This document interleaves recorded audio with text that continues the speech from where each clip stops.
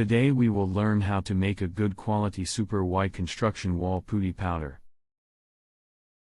Whereas the manufacturing cost of big companies is very less than the local manufacturer cost, you can easily give competition to big companies by making your product cheap and cheap.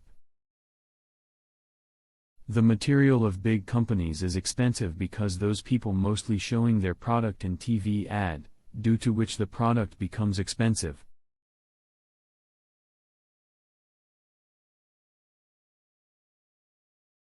The machine needed to make Wallputty powder is ribbon blender.